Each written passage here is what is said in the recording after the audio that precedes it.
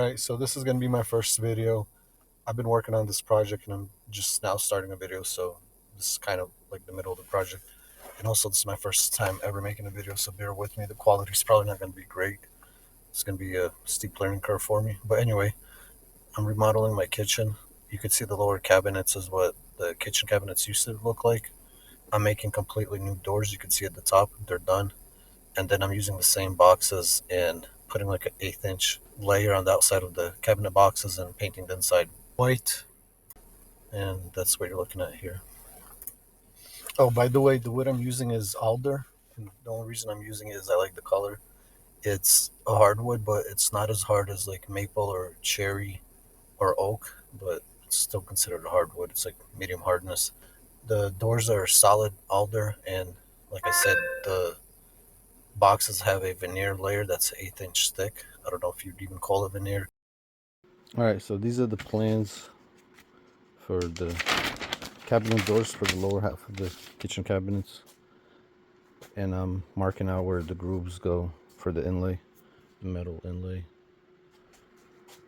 I'm looking at the plans. I have pictures of the top cabinets, so I'm matching the inlays, like top and bottom lines. It alternates based on what's on the top.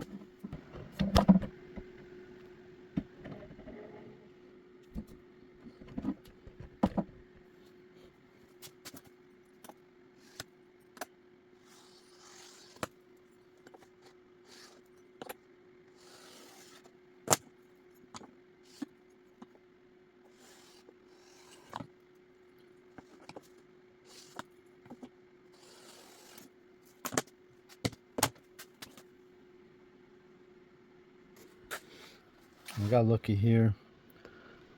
A lot of these cracks and stuff are going to get cut out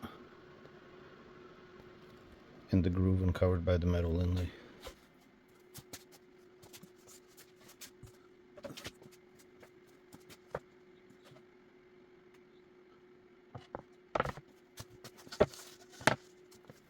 So all the grooves are marked now where they go on all these boards. So I didn't have to mark them. I could have just go ahead and routed them. This is the router, by the way. Set exactly 2 inches back and sticks up exactly 1/8 of an inch, and it's 1/2 an inch wide. But the reason I mark them is because I want to separate the thinking part of it, like where the groove goes, separate from the doing part. So now I don't have to think about it. I could just visually see this is where the groove goes. Like this one, I would flip over, run it through, and then visually I could check to see the groove is where it belongs. Just to minimize any chances of making a mistake and putting a cut where or a groove where I don't need it.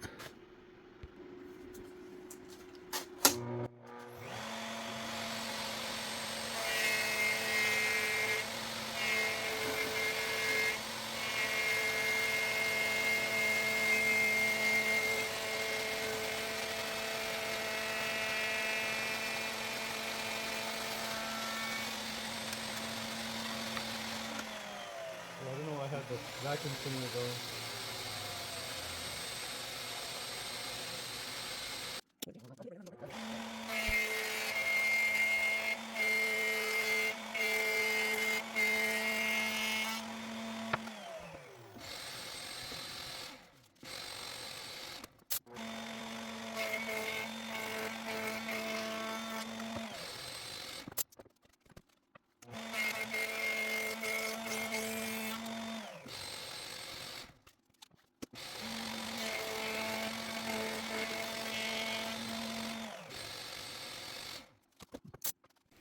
Alright, so all the grooves are cut.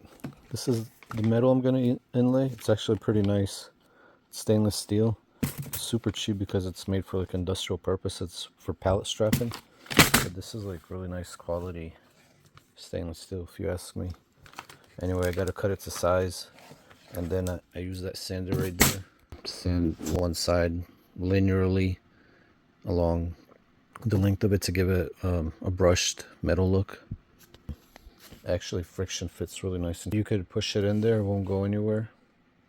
But I'm gonna put it like a dab of glue on these in the middle because it could, so the wood could expand and contract on the edges. The ones running with the grain, yeah, probably in the middle too. But I could probably get away with just putting it on the top or bottom, but I'll just put a dab in the middle just so it doesn't go anywhere. But really, it's gonna be friction fit in there. All right, I'm gonna be working on putting the inlay, the metal strip in here. I'm using the stainless steel pallet strap. It comes out really shiny. It's like almost chrome. It's nice. I like it, but I give it this brushed metal look. So what I do start is measure this length, and I cut the length of the same size except an eighth of an inch shorter. Give it about a 16th on each side because the wood moves horizontally across the grain here, so it could expand and contract. So it needs a little bit less length. And then the mistake I made before is I would glue the whole thing with epoxy across the whole width, and then when it shrunk and expanded, like you could see this is already warping a little. The front would have moved, so the back would expand and it would curve and make like a potato chip.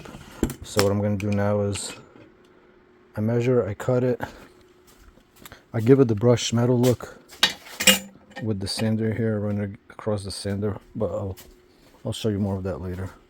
And then I'm gonna put a dab of super glue in the middle and knock it in here. It's mainly gonna be held with friction, except that center dab of glue. So let me do that.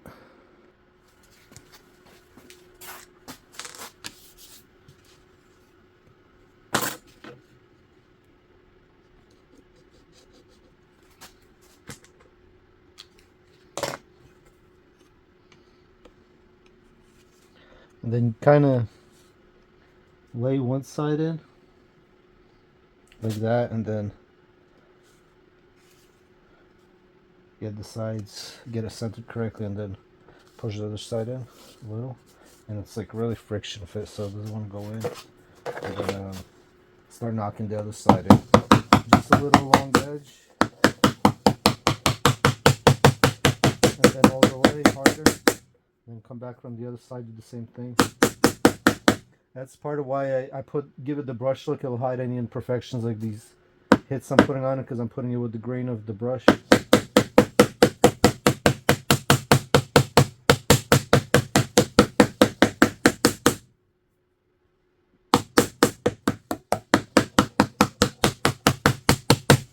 Alright, all done. There it is. Okay, it comes out pretty decent looking. One down, a bunch to go.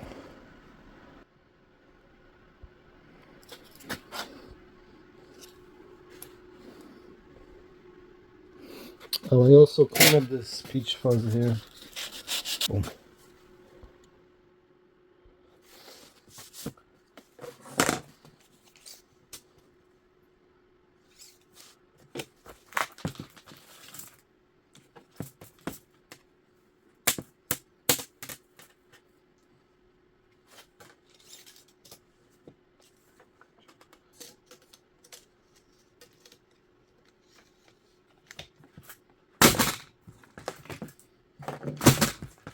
What is that?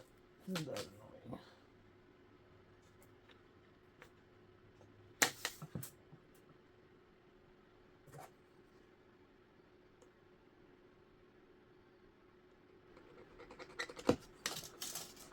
This is a carbide scriber.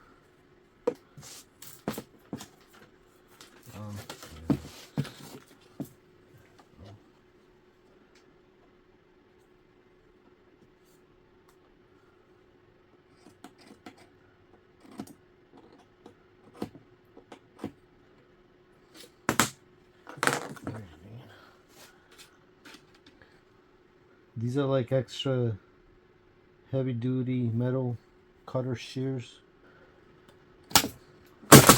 Boom. And now I gotta put the brush slick on it, and we'll be back to getting ready to put it in there. It gets pretty hot from this process, so I use this eraser, see it's melting, to push it up against it, because it's good. I don't know, I just find it as a good push stick. It's soft, it conforms to the shape because this isn't exactly curved. It just works well. And then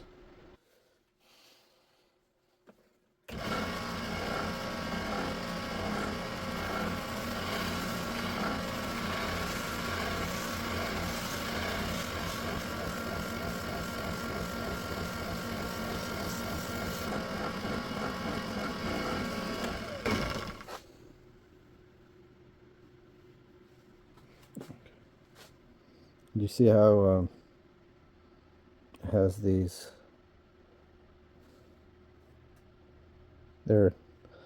low spots that I didn't get. I gotta flatten this a little more and push more on here, and then the edge got a little too hot.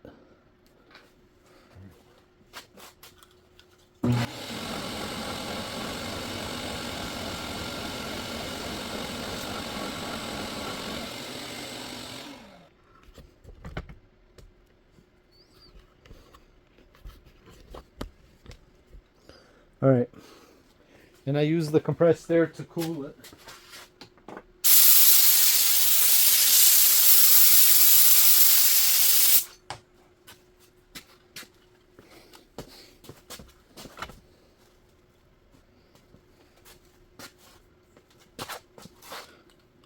I just gotta sand that little burnt spot off, but be careful not to keep sanding it too thin and making it too hot. But I do need to sand that little burnt spot off of it.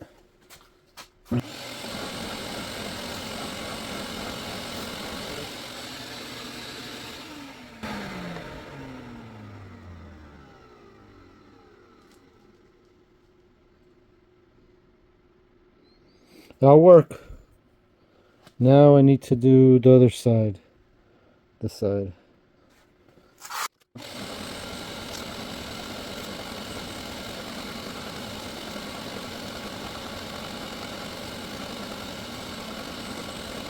I guess the other reason I like the eraser is when it inevitably slips and gets on the sandpaper, it's actually good for it because they sell these rubber cleaners. It cleans the sandpaper off. So the fact that it gets eraser on is not bad for it. It's actually good. The only thing is it looks like smears on here from the eraser. I'm going to try to clean it with some rubbing alcohol, see if that takes those smears off.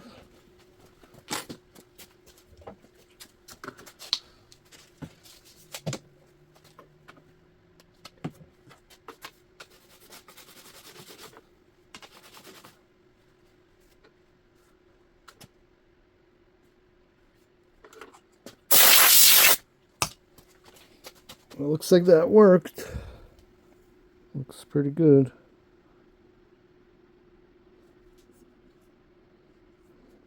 All right, I'm gonna see how it's shining flat.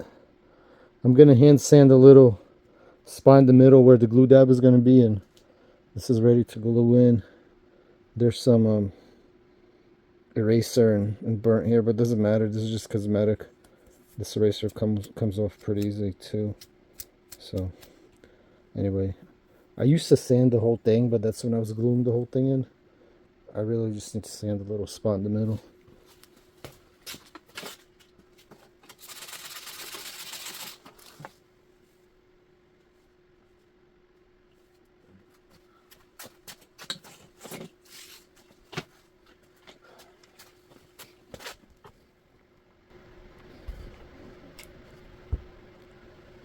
Now I could glue it in and knock it into place.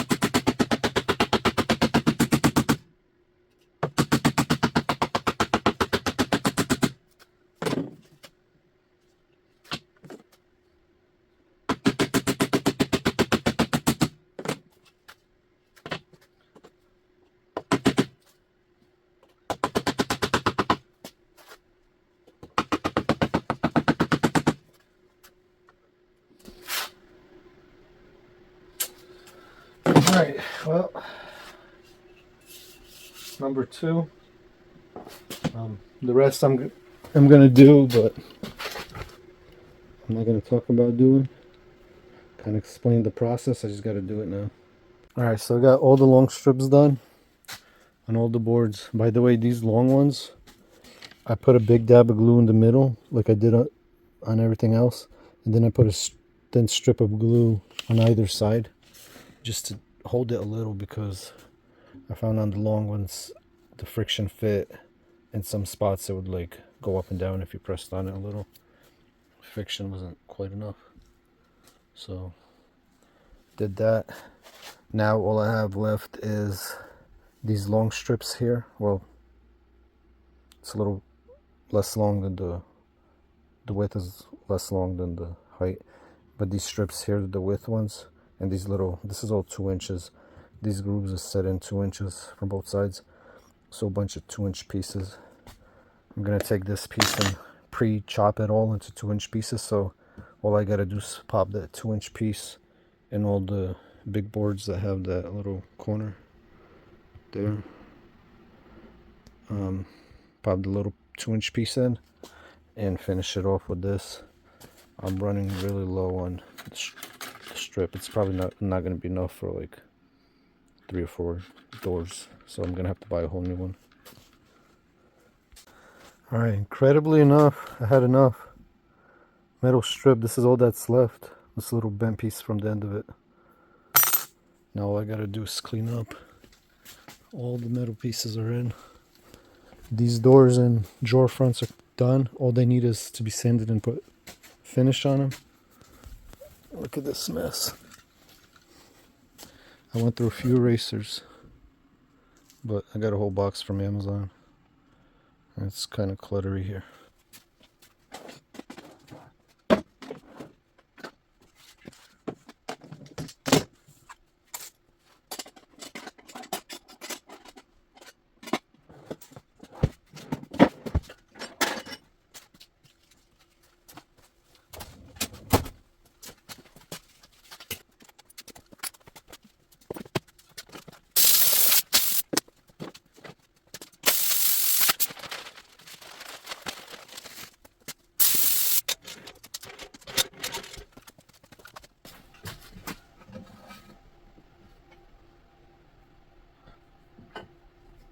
I don't know if I should save some of these.